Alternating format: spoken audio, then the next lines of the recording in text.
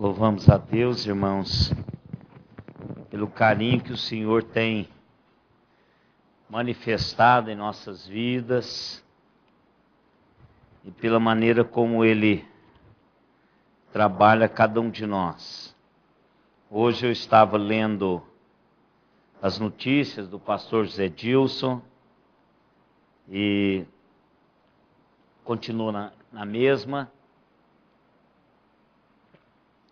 Que houve foi aquele problema que ele teve lá com os advogados, os irmãos já sabem, não é? E também agora já foi feita uma petição e que eles terão de 7 a 10 dias para responder. E por 2 advogados diferentes. Mas ele continua preso.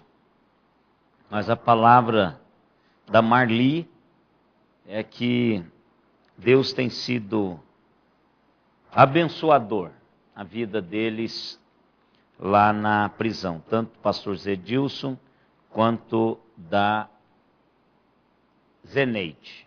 Isto.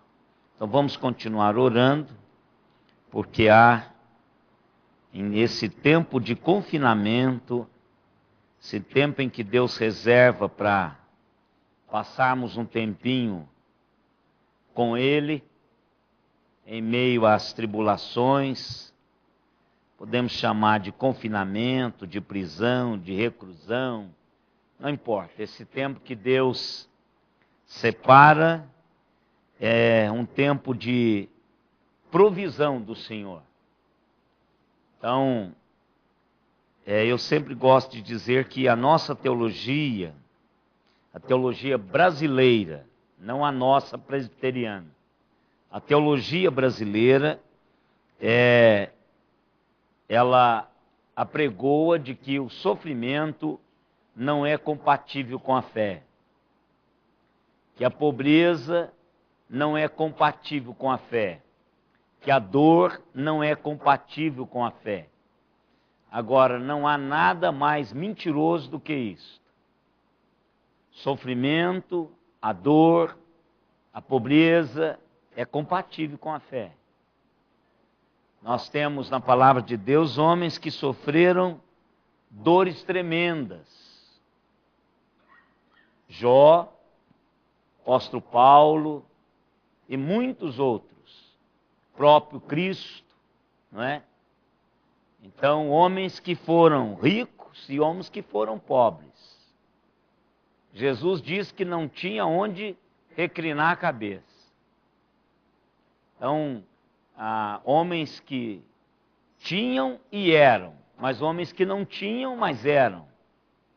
Então, a dor e o sofrimento, a pobreza, é compatível sim com a teologia bíblica.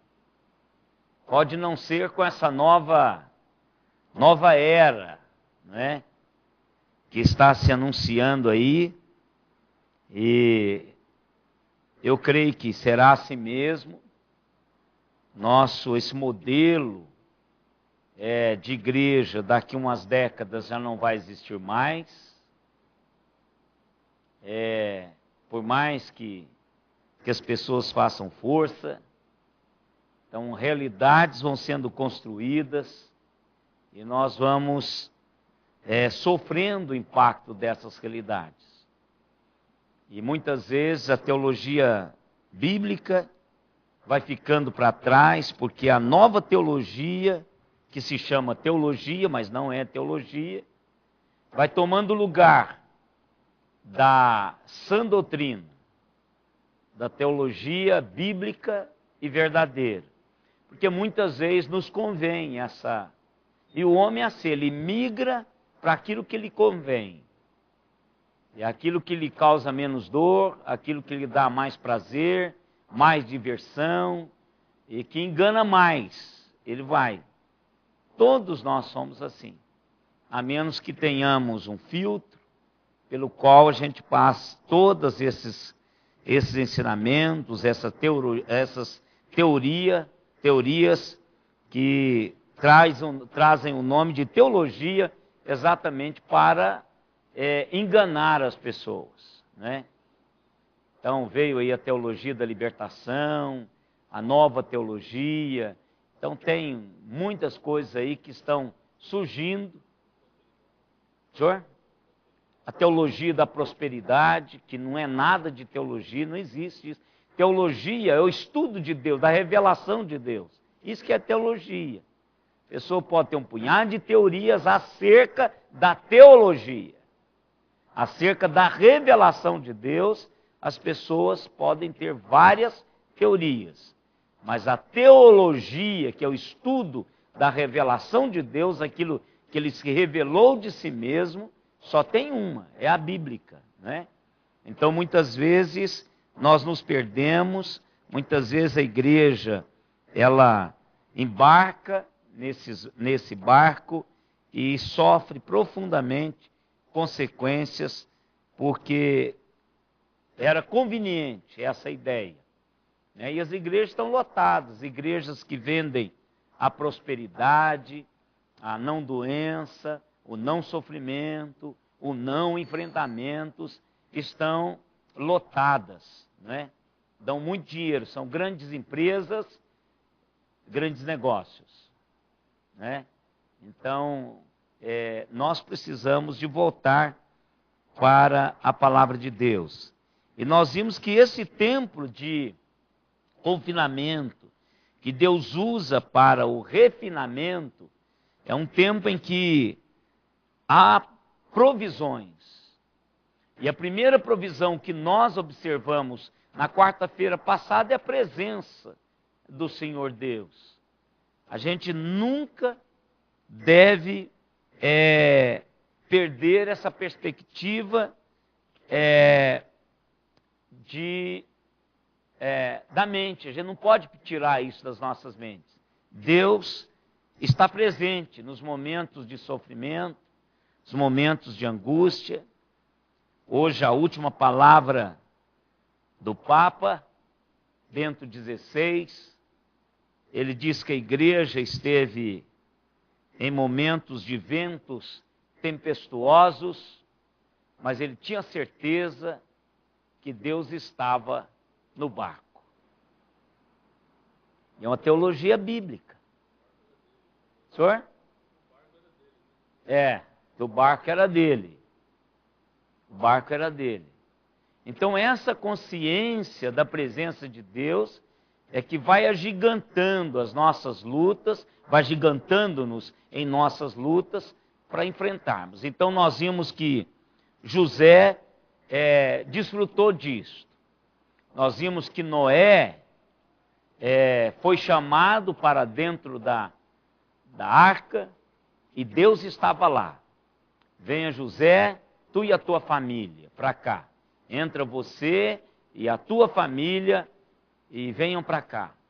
Lá com Daniel e os seus, aliás, com os seus, Sadraque, Mesaque e Abidênego, também o Filho de Deus estava lá presente naquele momento de grande sofrimento e de uma fidelidade a Deus.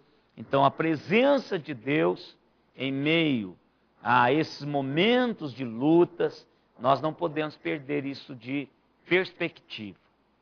Então não importa o que você esteja passando, esteja diante dessa realidade, Deus está presente. Senhor, eu não estou entendendo nada, e eu até estou meio confuso com esse negócio, mas eu quero dizer para o Senhor que eu tenho certeza que o Senhor está aqui. E Ele vai se dar a amostra de que Ele está presente. E o texto que nós lemos foi que o Senhor de verdade disse a José que estaria com ele, ou o Senhor estava com José lá na prisão. Mas outra provisão do Senhor é aquela provisão da benignidade de Deus. Aquele cuidado, não só a sua presença, Ele não está presente e alheio, Deus está presente, mas é uma presença que age. Não é uma presença alheia, é uma presença que abraça, é uma presença que dá conforto, é É uma presença que diz assim, ó, o projeto ainda continua. Então é algo que gera no nosso coração aquele conforto, aquela cura, aquela... Não importa, eu não preciso sair daqui. Deus está presente e se manifesta, demonstrando-nos essa presença. Então veja, José foi jogado na prisão, Gênesis 39, 20, esse é o texto. Dá uma olhadinha lá. Gênesis 39, 20. O Senhor de José o tomou e o lançou no cárcere, no lugar onde os presos do rei estavam encarcerados. Ali ficou ele na prisão. Aí depois, embaixo, diz, mas o Senhor de José era com José, e lhe foi benigno.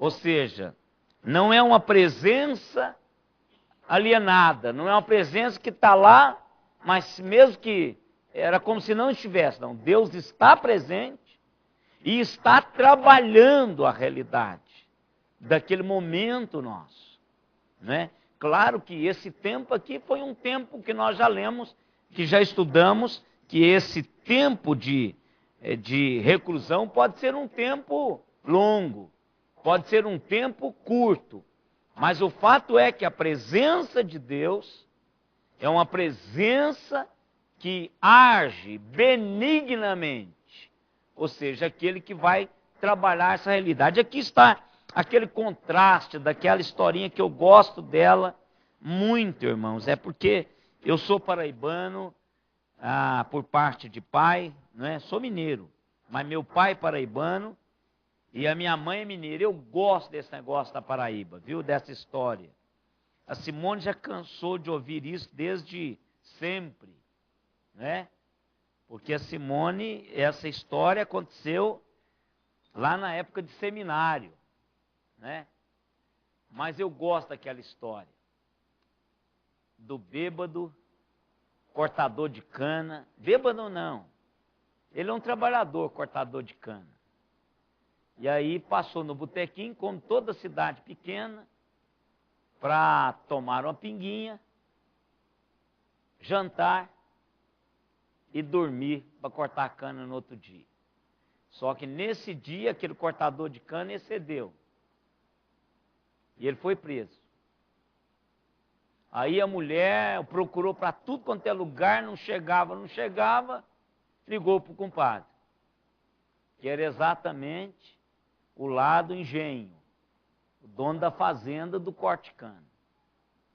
Diz, compadre, olha, eu estou procurando fulano para tudo quanto é lado e não encontro.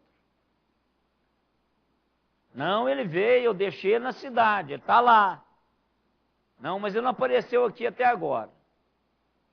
Então ele falou, não, deixa que eu vou dar um jeito. Foi procurar. E o encontrou lá na delegacia. Estava preso. Quando ele chegou, ele disse para a pessoa que estava lá, que eu imagino deve ser um sargento, tenente no máximo, né? Cidade pequenininha. Diz, não, ele é meu trabalhador e eu vou levá-lo, eu me responsabilizo, vou levá-lo. Aí pegou o podão dele e o cara abriu a cela, saiu.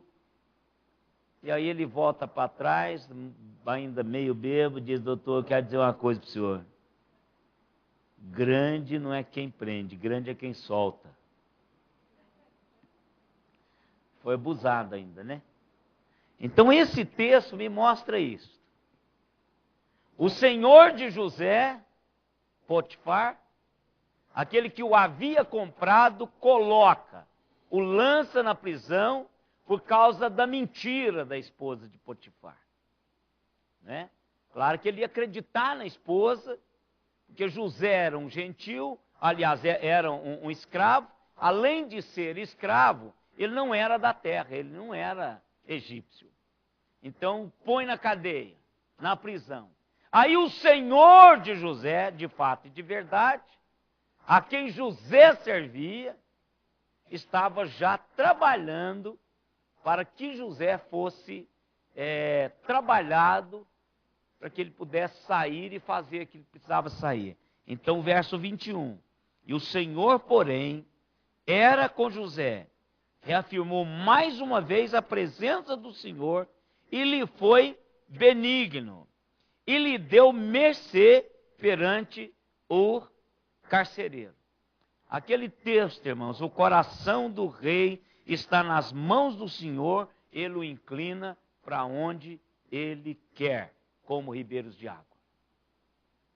Então nós precisamos não só desenvolvermos de que não importa a situação que nós estejamos, Deus exerce em direção a nós, os seus filhos, essa benignidade e trabalha o coração daqueles que estão à nossa volta. É só acreditarmos nisso, irmãos.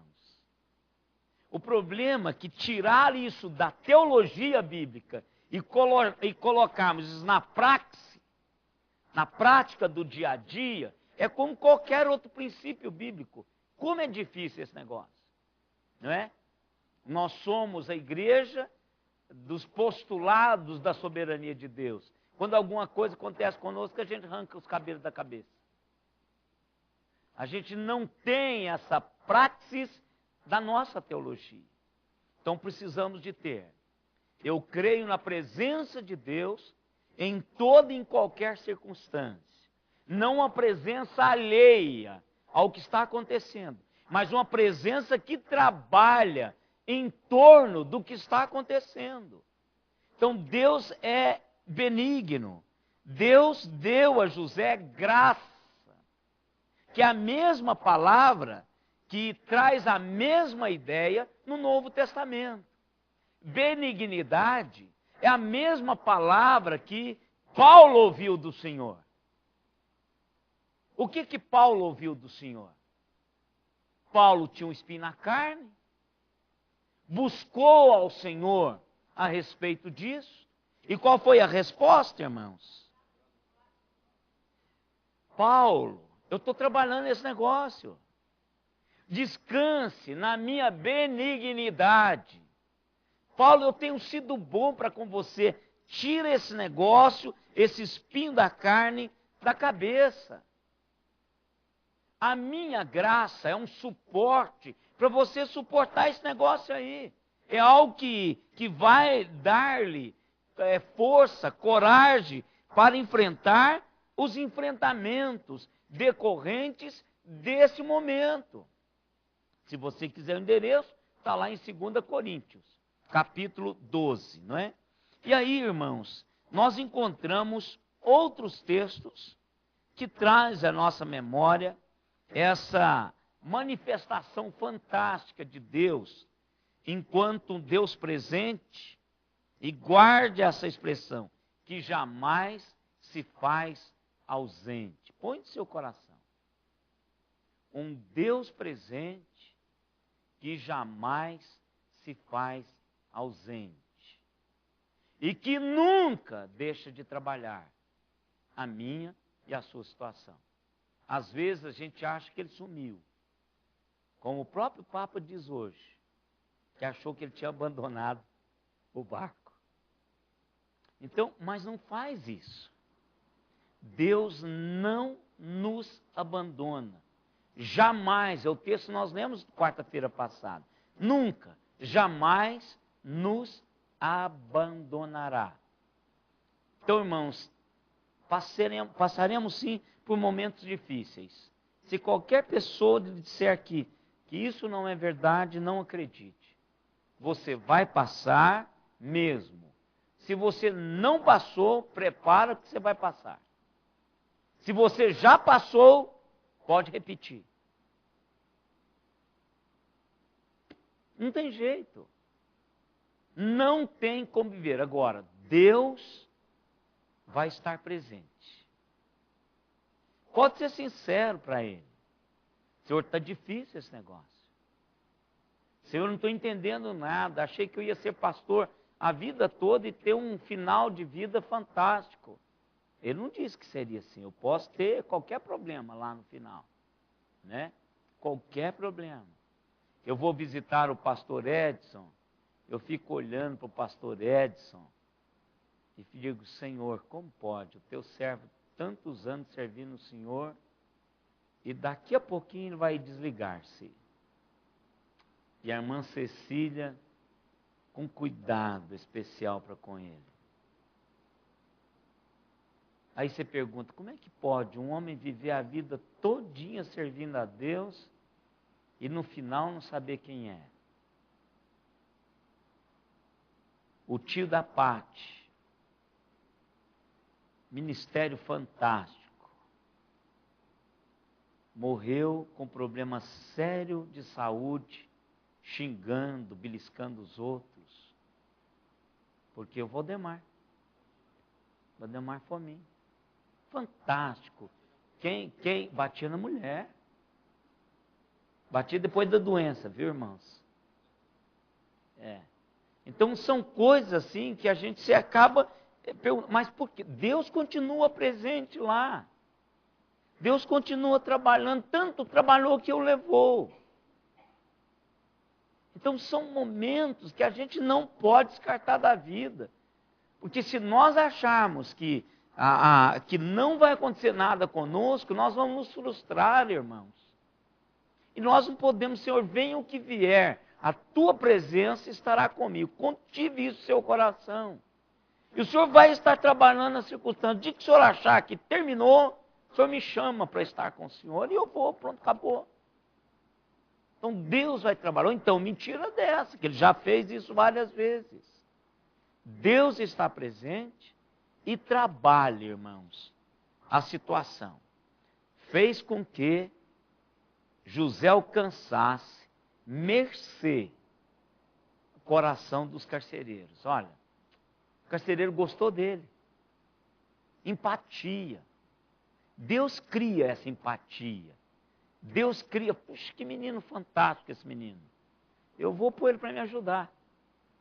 Mal ele sabia que ele estava a serviço do Senhor de fato e de verdade de José, não de Potifar.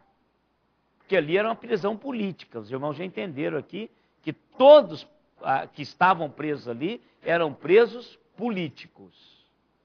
Onde eram os presos, não é, que faziam parte daquele pessoal lá do palácio. Vamos ler alguns textos para nós reafirmarmos isso. Isaías 40, verso 29 a 31. Isaías 41, verso 13. E depois lá em Deuteronômio, capítulo 33, verso 25 ao verso 27. Olha aí o que diz, irmãos, Isaías 40, 29 a 31. Eu vou ler o 28. Não sabes, não ouviste que o eterno Deus, o Senhor, o Criador dos fins da terra, nem se cansa, nem se fadiga. Não se pode esquadrinhar o seu entendimento. Faz forte ao cansado e multiplica as forças ao que não tem nenhum vigor. Os jovens se cansam e se fadigam e os moços de exaustos caem. Mas os que esperam no Senhor renovam as suas forças, sobem como as águias, ou com asas como águias, correm e não se cansam, caminham e não se fatigam. Olha que coisa fantástica. Esse é o Deus que está conosco, irmãos. Ele fortalece-nos. Ele faz forte o cansado, multiplica. Ele é um poder multiplicador de forças aos que não têm nenhum vigor. Encontramos benignidade do Senhor. Então, o Senhor é o Senhor, Deus meu e seu. Os homens podem provocar-nos situações e machucar-nos, colocar-nos em lugares que nós não deveríamos estar e que às vezes nem entendemos por que estamos lá. Mas o Senhor Deus é um Deus presente que fortalece o nosso coração. Mas não só isso, olha o 41:13. Deus afirmando: porque eu, o Senhor teu Deus, te tomo pela tua mão direita e te digo, não temas, que eu te ajudo. 10 também. Aliás, Deus está aqui dizendo desse cuidado do Senhor, né? Não temas, porque eu sou contigo, não te assombres, porque eu sou o teu Deus, eu te fortaleço, te ajudo, te sustento com a minha destra fiel.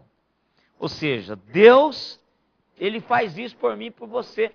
Por que que às vezes, irmãos, somos esmagados por situações que a gente sabe que Deus tem em controle? Então, para José, isso aqui era algo que era muito importante para a vida dele. Eu tenho certeza, para o pastor Zé Dilson, para a irmã Zeneide, isso tem que ser realidade. Agora, quando é que nós trabalhamos isso, irmãos? Antes de chegar lá. Antes de sermos colocados em situações de confinamento. Antes de irmos para o forno. Antes da tempestade cair. Porque quando a tempestade chegar, nós não vamos ter tempo para trabalhar isso. Isso tem que ser uma realidade fincada na nossa existência para ser automático. Não pode deixar para a última hora. Não tem como aprender na última hora, irmãos. Isso aqui é algo que nós vamos construindo, essa realidade. A gente vai edificando esse relacionamento com Deus, sabendo que Deus está presente. E você começa a fazer esse exercício quando você percebe nas pequenas coisas. Diz, Senhor, muito obrigado por o Senhor estar presente. Coisas pequenas. Deus, eu sei que o Senhor está no controle desse negócio, desse aborrecimento com o filho, com a filha, no emprego, com o marido, com a esposa, com o empregado, com o patrão, não importa. Começa a exercer isso nas pequenas coisas. Diga, Deus, o Senhor é um Deus que trabalha o coração do rei. Converta esse negócio aí, em nome de Jesus. Estou aqui para representá-lo, estou aqui para honrá-lo, estou aqui para glorificá-lo. Então, trabalhe, Senhor, esta realidade em nome de Jesus.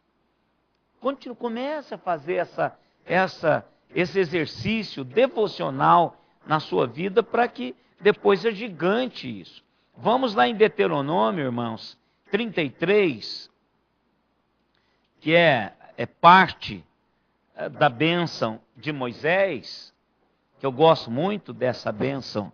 A gente fala muito da bênção araônica, né? Mas há aqui esse momento final, né? Quando Moisés, aí lá no verso 25, ele começa a falar aqui, seja de ferro e de bronze os teus ferrolhos, e como os teus dias durará a tua paz. Não há outro, ó amado, semelhante a Deus, que cavalga sobre os céus para a tua ajuda e com a sua alteza sobre as nuvens.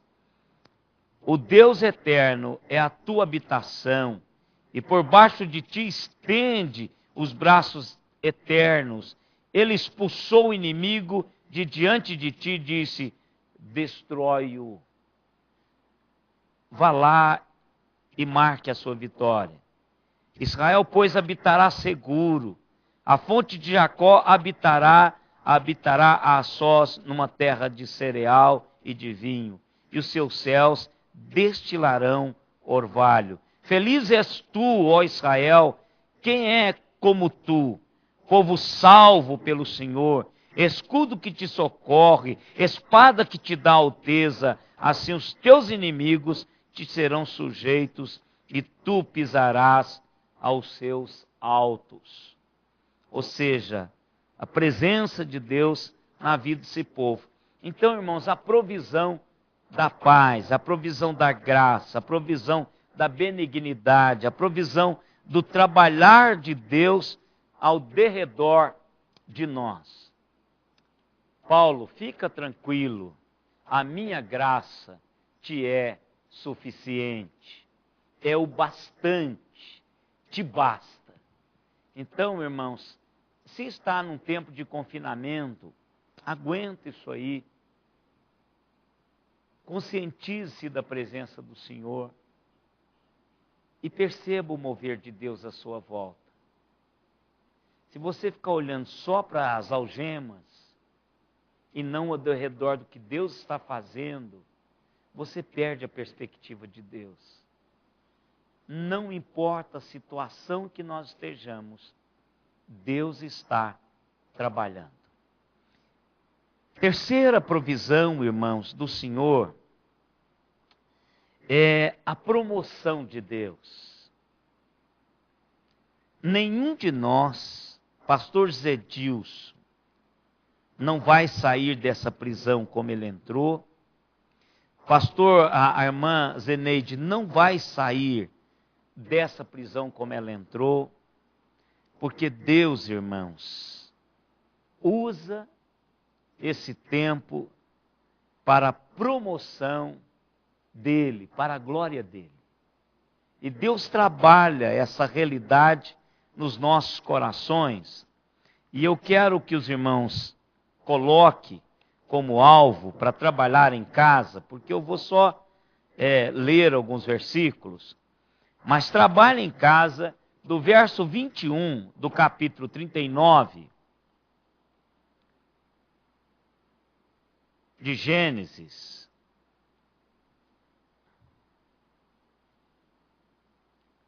até o 14 do 41 de Gênesis. O que Deus faz? Tudo começa lá quando Deus começa a trabalhar. Quando Deus dá a José a liberdade de ter acesso ao carcereiro. Quando José tem acesso ao carcereiro, por um ato de benignidade de Deus, José começa a ter acesso aos outros prisioneiros. José era o imediato do carcereiro.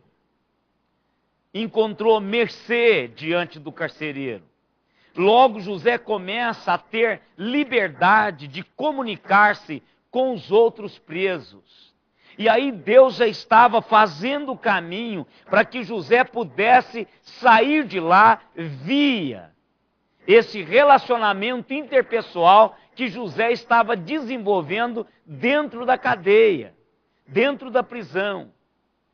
Deus estava, a partir daquela coisa que parecia ser natural, simples, porque José, parece-me, que era uma pessoa tratável, fácil de ser amada.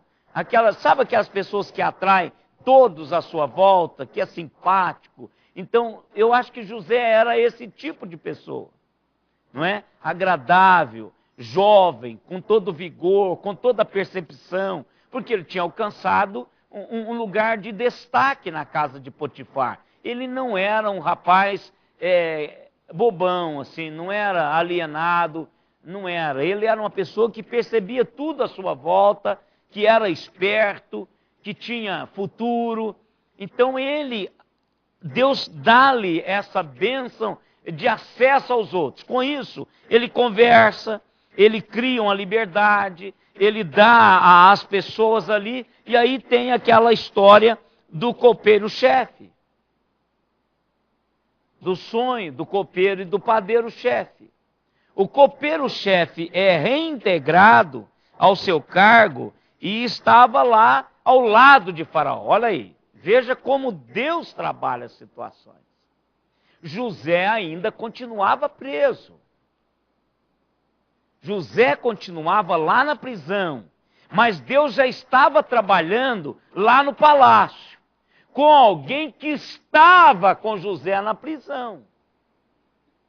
Está vendo que as impossibilidades, minha e sua, geram as possibilidades de Deus? É Deus que gera essas possibilidades? Lá no meio de todos aqueles presos, que eram os presos políticos do governo, tinha lá um copeiro que iria ser reintegrado. Padeiro seria morto. Copeiro seria reintegrado. E lá, por volta, a conversa vai, Faraó sonha, o tempo passa. E lá no verso 14, olha lá, do capítulo 41, diz que Faraó mandou chamar a José e o fizera sair à pressa da masmorra. Então significa que o negócio lá não era uma prisão assim muito fácil, não é? Então tira de lá, e ele se barbeou, mudou de roupa e foi apresentar-se a Faraó. Deus o elevou e o usou para a sua glória. Irmãos, depois de um tempo para cá, eu ando fazendo 2 orações rápidas para o Senhor. Primeira, Senhor, esse negócio que eu vou comprar hoje, eu quero que seja uma bênção futura na vida daquela pessoa que o Senhor vai abençoar com isso. Sabe por quê, irmãos? Tudo quanto você tem hoje será de alguém amanhã. Tudo quanto você tem hoje será de alguém amanhã. Você vai vender, vai dar, ou vai morrer, outro vai dar ou vai vender. A casa bonita que você mora hoje, amanhã alguém vai morar nela, que não é você. Que não é você. Então, eu estou fazendo essa oração há algum tempo.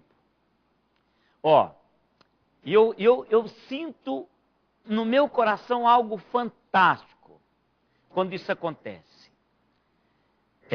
Eu vendi um caminhão que eu comprei por foto, num leilão, não vi o caminhão, comprei o caminhão por foto, estava passeando no Recife, vi um leilão, fui ao leilão, vi a foto do caminhão, comprei o caminhão por foto, paguei a passagem de um presbítero lá, amigo meu, foi em Fortaleza, o caminhão estava em Fortaleza, pôs esse caminhão em cima de outro caminhão, e esse caminhão veio parar em Araraquara, e eu reformei o caminhão. O camarada comprou o caminhão e diz assim: quando eu comprei esse caminhão do senhor, abriram-se portas que eu não imaginava. Olha que coisa legal isso. Gente, eu fui no Nordeste buscar um caminhão que abriu portas. Ele hoje tem 3 caminhões. Mas ele comprou o meu. Eu financei para ele, sem juro. Ele pagou em 24 meses. E ainda não pagou IPVA. Eu fui uma bênção na vida dele e ele não tem sido na minha. Mas isso é outra história, né? Meu nome está na dívida ativa do Estado, não por minha culpa, porque ele não pagou IPVA, foi para a dívida ativa do Estado. Então, não tem problema, eu fui uma bênção na vida dele. Aquele irmão que vem aqui, que eu vendi o S10 para ele, ele diz: pastor, que delícia S10, que bênção foi o senhor, eu comprar essa S10 do senhor. Eu falei: gente, que coisa. Então, irmãos, daí para frente eu conto todas. Então eu comecei a observar, irmãos, que eu sei que o pastor Alexandre, claro que a gente vai arrumar aquela grama lá no fundo, porque é um trabalhão para ele podar aquela grama. Mas é porque ele não gosta de podar grama. Aí tem que pagar. Mas eu sei que o pastor Alexandre está desfrutando da bênção que eu recebi, morando lá na casa. E eu comecei, irmãos, a orar o seguinte: Senhor, eu vou comprar isto. Agora eu quero que o Senhor me direcione para que o que eu comprar seja uma bênção para o próximo que ficar com isso. Gente, como isso é importante. Sabe por quê? Porque Deus está pensando lá. Eu preciso de entender que Deus está trabalhando lá na frente. E Ele vai trabalhar a circunstância aqui para fazer algo lá na frente. Então eu e vocês precisamos fazer isso. Senhor, eu quero que isso que eu estou fazendo agora abençoe os próximos proprietários desse negócio. Desde que eu venda, ou vão ser minhas filhas que vão vender, eu quero que o que eu adquirir agora seja uma bênção para a pessoa que vai possuir isto lá na frente. Outra coisa, Senhor, eu não quero ter nada que o Senhor não possa guardar.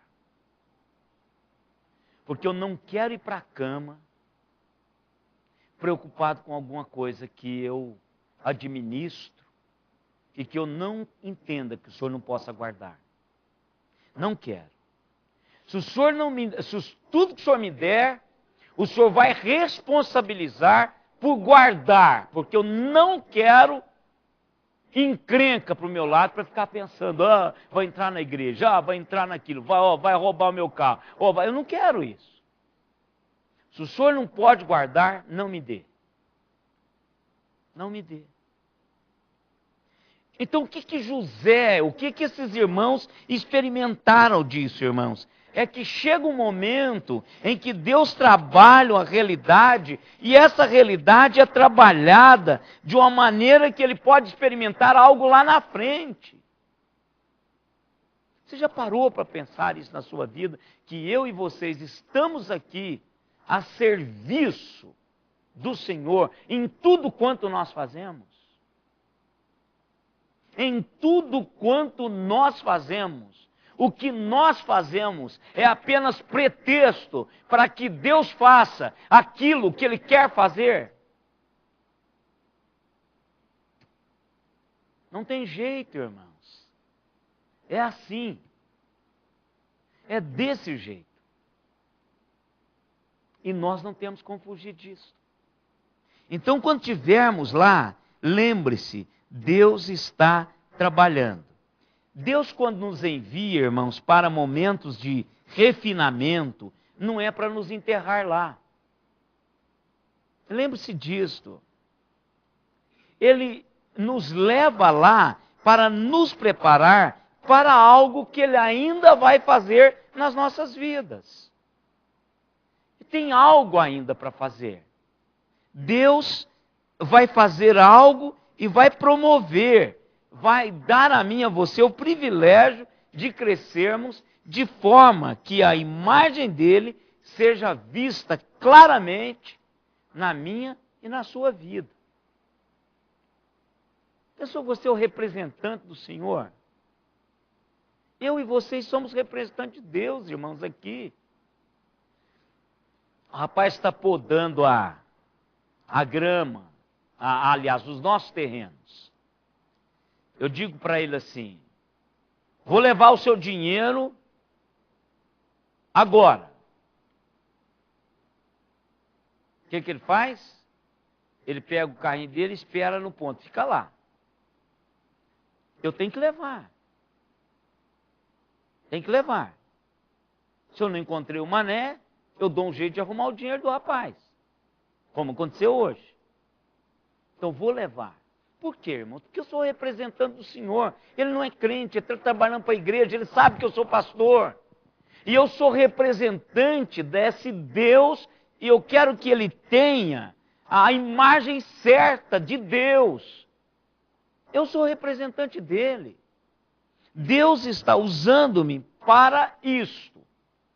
E às vezes, irmãos, Deus quer que a gente passe por momentos difíceis para representá-lo depois de um momento lá na frente. É refinamento. Não esqueça disso. Eu e vocês estamos num processo de refinamento. Hoje, nós estamos terminando o dia melhor. Estamos ou não estamos? Tem que estar. Tem que estar. Porque Deus já trabalhou alguma coisa conosco hoje. Deus já nos colocou em situações de prova hoje. E Ele vai fazer amanhã de novo. Quando for à noite, eu preciso de ter essas mesmas reações. Veja o que Pedro nos diz, 1 de Pedro, capítulo 1, do verso 6 a 8. Vê como Deus trabalha essas realidades nas nossas vidas.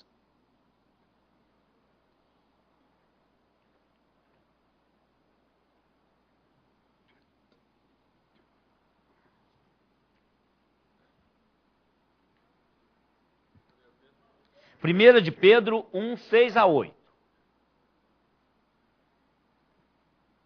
Diz assim, como, eu não sei se a tradução aqui é a que vocês têm, mas eu acho que é. Como firme alicerce, é essa? Nisso exultai. Embora no presente, por breve tempo, se necessário, sejais contristados por várias provações, para que uma vez confirmado o valor da vossa fé, muito mais preciosa do que o ouro perecível, mesmo apurado por fogo, redunde em louvor, glória e honra na revelação de Jesus Cristo, a quem, não havendo visto a mais, no qual não vendo agora, mas crendo, exultais com alegria indizível e cheia de glória, obtendo o fim da vossa fé, a salvação da vossa alma. Olha que coisa fantástica, irmãos. Eu gosto, mesmo apurado por fogo, redunde em louvor, glória e honra na revelação de Jesus Cristo. Ou seja, eu e vocês estamos aqui para fazer isso, para transmitir esta realidade. E muitas vezes, irmãos, a nossa primeira impressão, a nossa primeira reação é reclamar, é desistir, é fugir da realidade de Deus, do caminhar com Deus, porque Deus não fez aquilo que eu queria que Ele fizesse, Deus não foi bom libertando a minha filha, o meu filho, Deus deveria ter me dado esse emprego e foi um incrédulo que pegou. Muitas vezes nós reclamamos, mas o fato é que Deus quer trabalhar a mim e a você para que o nome dele seja engrandecido. Imagine, nós vamos chegar lá. O que é que Deus vai fazer a partir de agora com José? Gente, José é aquela figuraça da história de Deus, do povo de Deus no Egito. Ele é lembrado até hoje. Ele faz parte dos anais do Egito, irmãos. José faz parte. Então, ele representou ao Senhor e está nos anais da história do Egito. Está lá, pintado em lugares antigos, mostrando quem foi José. E José carrega a marca do Deus que ele serviu. Eu e vocês temos que fazer isso. Claro que nós não temos uma história, a gente não é bom de história, né, irmãos? Nós esquecemos fácil de história. Somos muito ruins de história, não é? Tanto é que tem primo que você não viu há muitos anos. Primo primeiro, não estou fazendo primo segundo, não. Primo primeiro. Falar em primo, eu tive com a Frane ontem. Fui lá. Eu levei. Então, irmãos, muitas vezes a gente não liga para as pessoas. Então, nós não vamos ter uma história longa. Não vamos ter uma história longa. Não vamos ter. A gente muda, e muda também a história, e a gente esquece. Esquecemos da história. Pouquíssimo de nós sabemos o nome completo do nosso avô. Bisavô nem se fala. Dificilmente nós sabemos. Sabe por quê? Nossa memória histórica. Então, não se preocupe, o seu impacto vai ser breve. O meu também. Vai ser breve. Logo, logo, nós vamos nos esquecer uns dos outros. Isso é ruim, né? Mas isso é verdade. Isso é verdade. Isto é verdade. Por mais próximo que estejamos, por mais íntimos que sejamos, eu quero dar uma péssima notícia para vocês. Eu vou esquecer vocês. A recíproca é verdadeira também. Vocês vão esquecer de mim.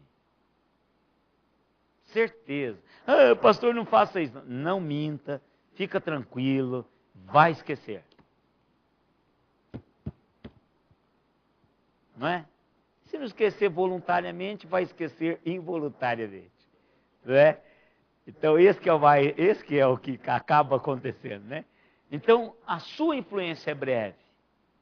O tempo de dar a Deus honra, louvor e glória, meu e seu, é rápido, irmãos. É rápido. Talvez você nunca mais verá aqueles a quem você engrandeceu o nome. Eu levei o irmão Benedito, nós fomos segunda-feira, retrasada, a São Paulo. E fazer uma daquelas compras doidas que eu faço. E aí, quando eu cheguei lá, eu fui buscar uma calceria para um caminhonetinho que eu comprei. E o rapaz dizia assim, quanto que o senhor dá na calceria? Eu tenho certeza absoluta. Se eu desse qualquer valor acima de R$600, eu traria a calceria. Porque ela estava atrapalhando e não iria servir para nada para ele. Porque ele me disse no sábado o seguinte, pode vir buscar a calceria, o paulistano ele é fantástico para negócio, né? Aliás, vocês paulistas são fantásticos, mas o paulistano é melhor do que o restante do estado. Porque ele é ágil, ele não tem, tanto no trânsito, qualquer lugar, ele não tem esse negócio de ficar amassando barro.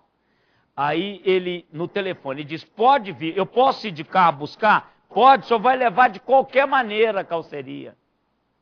Isso para alguém esperto, o que aconteceria? Eu vou trazer como mineiro, pisar na goela e puxar a língua do cara. Eu sabia o preço de uma nova. Gerava em torno de 3.200, meu primo iria fazer para mim. Que eu teria que gastar mais uns 800 para fazer todo esse trajeto até a cidade de Ibiá, lá longe, 500 quilômetros daqui. Então era de 3.300 ou 3.200 a 4.200 uma calceria. Cheguei lá, me identifiquei que era pastor, tivemos um tempo de conversar com ele, povo simpaticíssimo, tal. Fomos conversando, falando, ele trabalha no encontro de casais da Igreja Católica, do movimento de renovação carismática. Fomos conversando, e falando, pastor, a vida tá... Cara assim, como se fosse um irmão da igreja conversando comigo acerca da realidade espiritual do mundo. Chegamos, ele falou assim, falou, e aí? Olha aí, pastor, novinha, tá aí, tá lá no sítio. Novinha a calceria. E aí, pastor? Não, aí digo eu, quanto você quer na caminhonete? Na calceria. Ele diz assim, não, o Joaquim, que era o que eu conversei, disse que é o senhor que vai dar o preço. Eu estou pensando em dar 500, falei para ele. Mas eu vou te dar 1.000, tá bom? Tá ótimo, pode carregar. Pode trazer o caminhãozinho aqui. Carregar. Eu poderia ter dado isso. Mas, irmãos, aquela oportunidade que eu tive, Eu tinha posto 1.200 no site. Mas era a oportunidade que eu tinha, que eu nunca mais vou vê-los, porque eu não vou lá.